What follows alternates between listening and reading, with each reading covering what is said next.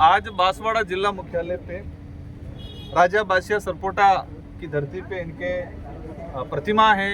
यहाँ पर भारत आदिवासी पार्टी के तमाम कार्यकर्ता पदाधिकारी और साथ ही सामाजिक विंगों के विभिन्न पदाधिकारी, इन्होंने आज दिल से मेरा स्वागत किया है। मैं इनको तहे दिल से आभार व्यक्त करता हूँ कि आज इनकी बदौलत मुझे सांसद बनने का अवसर मिला और मुझे पूरे देश के आदिवासी दलित पिछड़ों का, गरीबों का, युवाओं की आवाज़ बनके संयुक्त राष्ट्र संघ यूएन में मेरी बात रखने का, इस क्षेत्र की समस्याएं रखने का और आदिवासियों के अधिकार, आदिवासियों के अस्तित्व की बात रखने का अवसर मिला।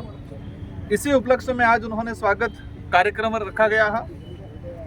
अभी हाल ही में चर्चा है और आम जन भी चाह रहा है, विभिन्न पार्टियों के लोग भी चाह रहे हैं और मीडिया के माध्यम से ये बात जानना चाहते हैं। तो मीडिया के साथियों का सवाल आया है कि महेंद्रजीत जी मालवीय गए थे जयपुर और बाप पार्टी के पदाधिकारी कार्यकर्ता के नाम से माननीय पूर्व मुख्यमंत्री अशोक जी गहलोत और पीसीसी चीफ डोटासरा जी के वहाँ सदस्यता दिलाने का जो एक हाई प्रोफाइल जो ड्रामा हुआ, उस हाई प्रोफाइल ड्रामा का भारत आदिवासी पार्टी पुरजोर तरीके से खंडन करती है। मैं कहना चाहूँगा कि एक वक्त हुआ करता था इस क्षेत्र के आदिवासी बाहुल्य क्षेत्र की जनता को कि जिला लेवल के कार्यालयों के अंदर जिला लेवल के राष्ट्रीय पार्टी के पदाधिकारियों को माला पहनाने तक का अवसर नहीं मिलता था और आज इस क्षेत्र का आदिवासी समाज के लोगों को जयपुर पीसीसी में ले जाके पूर्व मुख्यमंत्री के आवास पे ले जाके उनको पूर्व मुख्यमंत्री जी स्वयं माला पहना रहे हैं। तो एक बड़ा परिवर्तन आया है और ये परिवर्तन, ये वजूद इस क्षेत्र की जनता का बना है, वो भारत आदिवासी पार्टी की बदौलत बना। और जिस तरह से उन्होंने भारत आदिवासी पार्टी का नाम लिया है, तो हम यही कहते हैं, शुभकामना देते हैं कि मालवीय जी या अन्य कोई भी नेता भारत आदिवासी पार्टी का नाम या इस नाम का उपयोग करके उनके हाईकमान में उनका वजूद बढ़ाने का अगर प्रयास करते हैं और उस प्रयास में बाप पार्टी का योगदान लेते हैं, तो हम कह रहे हैं कि अच्छी बात है। लेकिन सच्चाई ये है कि भारत आदिवासी पार्टी के जो नाम लिया गया, ये कह रहे हैं कि 309 लोग लेके गए। हम दावा करते हैं, चैलेंज करते हैं कि आप 309 लोगों की लिस्ट हमें दे दो और हम लिस्ट दे देते हैं आपको। आप किनको लेके गए हो वो लिस्ट शायद आपके पास नहीं हो, लेकिन हमारे पदाधिकारी के पास है एक एक जने की कि वो आदमी कौन है, किस पार्टी में है, किस पद पे है, कौन जनप्रतिनिधि है। बाप पार्टी का नाम लेके हाईकमान में अपने नंबर बढ़ाने का काम किया है, इसके अलावा कुछ नहीं है। भारत आदिवासी पार्टी के कोई पदाधिकारी नहीं थे, वो जो गए वो खुद शर्मिंदा है। शर्मिंदा इस बात के लिए है कि यार हम बाप पार्टी में कभी गए नहीं थे, बाप पार्टी में कभी काम ही नहीं किया था और वो खुद कह रहे हैं कि यार जो जुल्म हमने नहीं किया था या जिस पार्टी में हम नहीं गए थे वो जुल्म का इल्जाम हम पे लग रहा है, तो हम खुल के बाप पार्टी में आएंगे, ये बोल रहे उल्टा वो जो गए वो कह रहे हैं अब।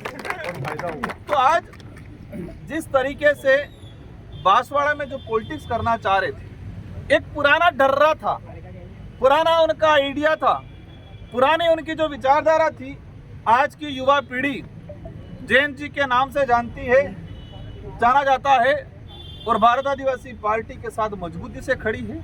अवश्य ये पंचायती राज को देखते हुए सारा चीज हो रहा है।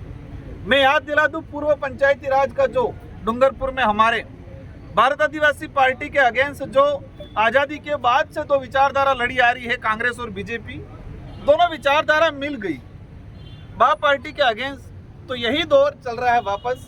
इनका उद्देश्य जनता की सेवा करना नहीं है, इनका उद्देश्य विचारधारा के आधार पर लड़ाई लड़ने का नहीं है, इनका उद्देश्य सत्ता की लड़ाई लड़ना और सत्ता प्राप्त करना। एक और आरोप को लगा रहे हैं कि बागीदोरा विधायक पिछले 2 माह से फरार है, इस पर क्या कहना है? जिस तरह से बागीदोरा सीट निकली और सारी जनता ने कहे कि दबी आवाज में एक परिणाम में तब्दील किया, किसी को एहसास नहीं था, मालवीय जी को या हमको तो आभास हो गया था। और रिजल्ट आने के बाद मीडिया हो या प्रिंट मीडिया हो, सोशल मीडिया हो, इलेक्ट्रॉनिक मीडिया हो, आम जन सब में था कि एक बड़ा गढ़ जीता है। और वही सदमा, उसी का रिएक्शन हुआ कि हमारा जो विधायक बना था उसके पीछे हाथ धो के लोग पड़ गए। पहले एसीबी में ट्रैप कराया। एसीबी में ट्रैप कराने वाला व्यक्ति कौन था? भाजपा का विधायक प्रत्याशी रहा। आज आप जानते हैं बांसवाड़ा का भाजपा का मंडल अध्यक्ष बेचारे लोगों को पूछता नहीं, इतना कलेक्टर एसपी को डरा देता है। तो भाजपा का जो विधायक प्रत्याशी था उससे वो आदमी हमारे बाप पार्टी के विधायक से कैसे डर गया, पैसे देने के लिए तैयार हो गया। तो ये षड्यंत्र था, प्री प्लानिंग तरीके से हमारे विधायक को फंसाने का काम किया था। अभी फिर ये फर्जी डिग्री वाला जो माहौल बना रहे हैं उसमें फिर विधायक को फंसाया गया है। हो सकता है हमारे विधायक से कुछ हो सकता है, छोटी मोटी गलती हुई होगी, लेकिन जिस तरह से ये माहौल बना रहे हैं, जिस तरह से विधायक को मानसिक रूप से टॉर्चर कर रहे हैं, ऐसा कोई प्रोपेगेंडा नहीं है। एक तरह का जनता ने, बागीदोरा की जनता ने जो जनाधार दिया था, उस जनाधार के अगेंस्ट विपक्ष के लोग हमारे विधायक के खिलाफ षड्यंत्र रचने का काम कर रहे हैं। लेकिन जनता समझ रही है, कोई फर्क पड़ने वाला नहीं है। जहां लोकसभा चुनाव में कांग्रेस बाप पार्टी साथ में थी, अब कांग्रेस ही अब बाप पार्टी पे आरोप प्रत्यारोप लग रहे हैं, इस पर आप क्या कहेंगे और आगामी चुनाव में क्या? यहाँ पर एक शुद्ध बीजेपी है और शुद्ध कांग्रेस है, और दूसरी तरफ कमल कांग्रेस, दोनों मिक्स है। तो इंडिया अलायंस का सहयोग रहा लोकसभा में। मैं दिल से इनका स्वागत आज भी करता हूं, भविष्य में भी उनका जो एहसान रहा है उसको मानेंगे। लेकिन सच्चे कांग्रेसी थे वो हमारे साथ थे, और डुप्लीकेट कांग्रेसी थे अधिकतर बीजेपी के साथ, मालवीय जी के साथ चले गए थे, और वही आज वापस कांग्रेसी बन के काम कर रहे हैं। और ये स्पष्ट नजर आ रहा है। मैं तो कह रहा हूं कि आप पीसीसी अध्यक्ष और पूर्व मुख्यमंत्री जी से सदस्यता दिलाने ले गए, क्या बागीदोरा गांगड़तलाई के ब्लॉक अध्यक्ष से गए थे पार्टी के इनके? क्या बांसवाड़ा में पार्टी का कांग्रेस का जिला अध्यक्ष उनके साथ गया था? ये स्पष्ट फुट नजर आ रही है।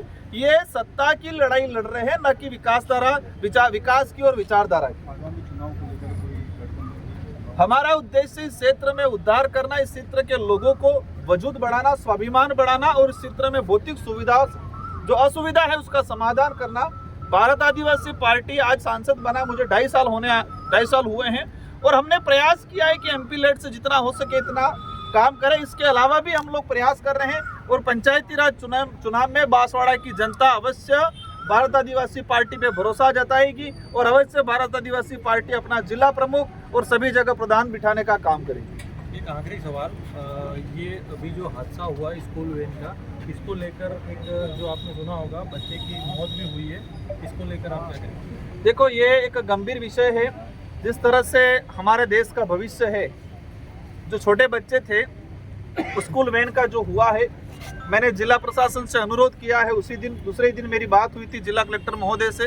हमने कहा है कि ये घटना जो होनी थी उसके तो जो जिम्मेदार हैं, इन पे नियमानुसार जो भी कार्रवाई करे, और साथ ही पूरे जिले में अभियान चलाए कि कितने प्राइवेट स्कूलें हैं, कितने नियम के अकॉर्डिंग चल रही हैं, और परिवहन की क्या सुविधा है।